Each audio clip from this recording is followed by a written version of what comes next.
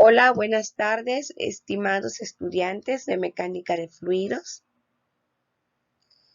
Es tiempo de continuar con el último tema de la unidad 4. Este es ecuación de cantidad de movimiento y sus aplicaciones. Como podemos ver en la diversidad de las imágenes, por ejemplo, aquí esta chica llevándose este cajón lleno de flujo. Hay una fuerza externa que está ejerciendo presión sobre este objeto. En este caso de los péndulos también hay una fuerza externa que va a aplicar un impacto y en este caso pues va a ser un impacto múltiple. En esta imagen también podemos ver cómo en esta plataforma hay un impacto ejecutando sobre el fluido. Digo, aquí no está relacionado con el agua, pero veamos que hay un impacto que se está ejecutando, ¿no? Al mismo aquí en las bolas de billar, que va a ser muy similar a esto. ¿Qué vamos a hacer nosotros? Nosotros estamos hablando de la mecánica de fluidos. Lo que nosotros vamos a hacer es identificar cuáles son los efectos externos que se dan en un volumen de control específico, ¿sí? Este volumen de control específico pues debe de estar lleno de un fluido y de un fluido que está en movimiento. Vamos a trabajar la ley de cantidad de movimiento adecuada al transporte de reinos. Nosotros tenemos que recordar esto de acuerdo a la segunda ley de Newton, que fuerza es igual a masa por aceleración, de tal manera que el incremento de la fuerza, o sea, el diferencial de la fuerza, es igual a cómo varía la masa respecto a la velocidad, respecto al tiempo, ¿sí? Recordemos, aceleración es lo mismo que gravedad. Gravedad es la segunda derivada de la posición o la primera derivada de la velocidad.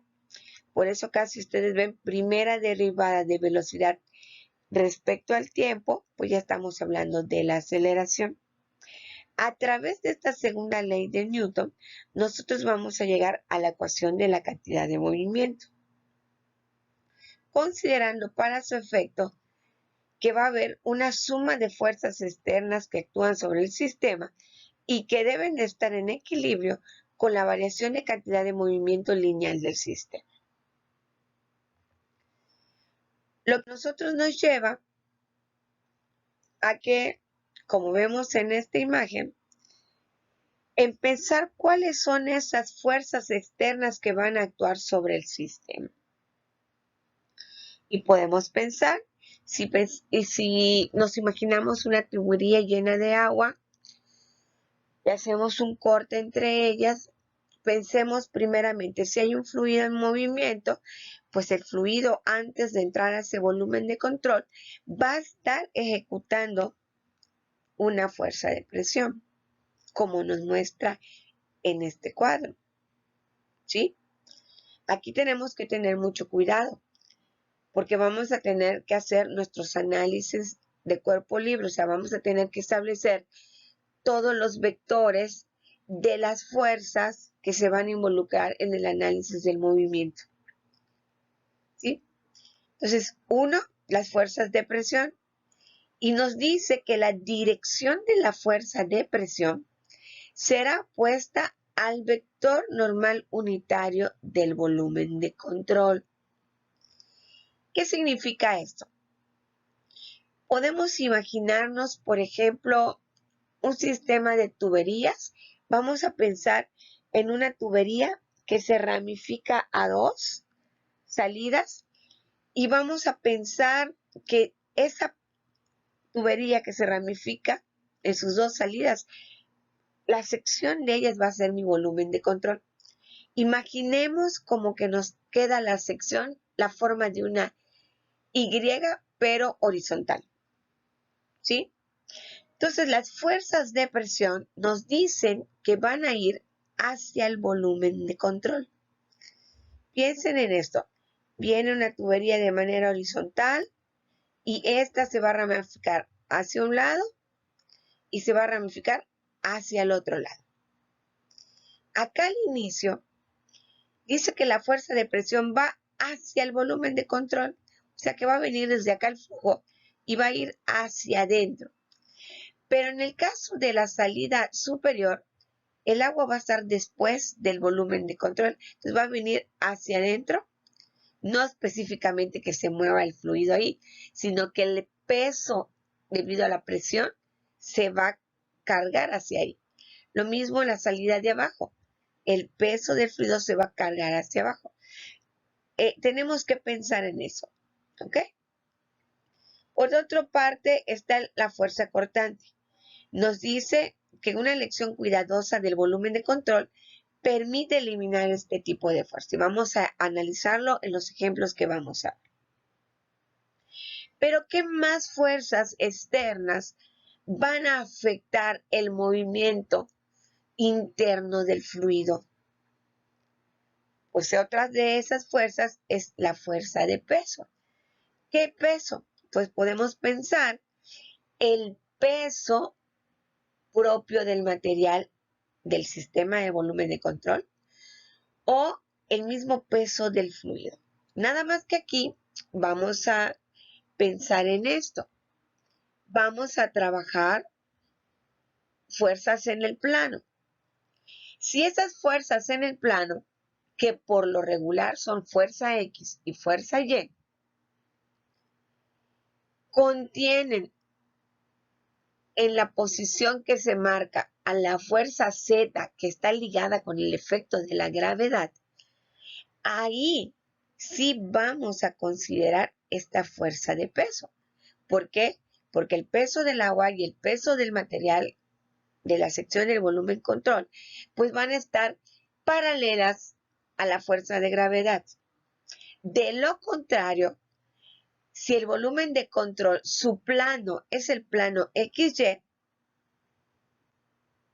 pues esta fuerza de peso no se considera. ¿Ok? Aquí, para que ustedes tengan una idea, yo se los presenté como una Y, pero acá nos dan un área como un óvalo, que sería el volumen de control. Y vamos a pensar que de aquí llega el fluido, fuerza de presión hacia la derecha, pero del otro lado, si acá hay salida, la fuerza de presión va a ser hacia la izquierda. Ojo, nuestros signos van a depender de acuerdo a nuestro eje coordenado. Si normalmente a la derecha X es positivo y a la izquierda X es negativo y Y hacia arriba es positivo y Y hacia abajo es negativo, a la hora de evaluar, esos sistemas de signos son los que vamos a utilizar.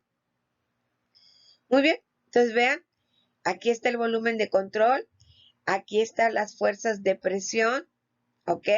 Recuerden que fuerza de presión, sabiendo que presión es fuerza sobre área, entonces fuerza de presión es presión por área, como nos lo muestra en esta fórmula. Acá nos dan la fuerza de gravedad. Recuerden que si nuestro objeto está en el plano XY, no vamos a considerar esas fuerzas de peso por gravedad. ¿Okay? Y las fuerzas de cortante, pues las vamos a eliminar de acuerdo a una excelente selección del volumen de control. Y todo esto se traduce a que las fuerzas externas, presión, peso y cortante, deben ser, que son todas ellas, debe ser igual a la cantidad de movimiento ejecutado dentro del volumen de control. Lo cual se simplifica lo siguiente. Si tenemos un flujo estacionario, o sea, no varía con el tiempo, un volumen de control fijo y deformable, que ese nosotros lo vamos a establecer. Y también de eso va a depender, recuerden, el no considerar una fuerza por cortante. Un número finito de entradas y salidas, ¿okay? Que podemos contar las entradas y las salidas. Usar el concepto de velocidad media y un fluido incompresible. Eso significa que la densidad es constante. De lo contrario, puede ser que se hagan mezclas de fluidos, pero pues ya no podríamos trabajar, tendríamos que considerar flujos básicos, ¿no? Para poder aplicarlo. De acuerdo a lo anterior, se reduce que la ecuación de cantidad de movimiento está dada por la sumatoria de las fuerzas externas, peso, presión cortante, pero cortante bien definida, es 0, debe de ser igual a la sumatoria de la cantidad de movimiento en el volumen de control, la cual está relacionada con la beta, que es un coeficiente de Business, velocidad, que multiplica el flujo volumétrico, pero con respecto a la masa. Fíjense, ρ, velocidad por área, caudal. Lo que se traduce en esto, aquí lo tenemos. Recordando que la densidad pues es gamma sobre gravedad, que multiplica a la sumatoria de todas las fuerzas. He dicho desde el principio que vamos a tener tantas fuerzas X como fuerzas Y. Lo que no va a variar es el caudal. ¿Ok?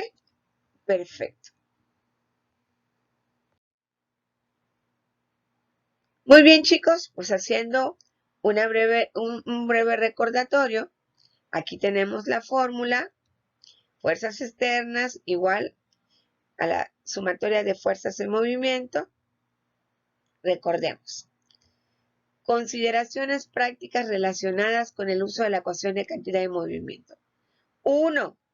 La ecuación es de tipo vectorial, o sea, fuerzas X, fuerzas Y, o fuerzas X, fuerzas Z, o fuerzas y fuerzas Z. 2. Las fuerzas externas son consideradas positivas o negativas según la orientación de los ejes coordenados establecidos. Se los había comentado en su momento. A la derecha, X positivo, hacia arriba, Y positivo. El cambio de cantidad de movimientos va a tener dos signos, o sea, hablando ya del volumen de control. Uno asignado a la velocidad, y siguiendo la dirección del flujo, pues ya vamos a saber hacia dónde va la velocidad, ¿sí? Y otro asignado al flujo de masa, esto es al caudal, el cual será considerado positivo si el caudal sale del volumen de control y será considerado negativo en caso contrario, esto es, si el flujo volumétrico entra al volumen de control. Con todas estas especificaciones, pues nosotros ya estamos listos para empezar los ejercicios. Muy bien, nos vemos en la siguiente sesión.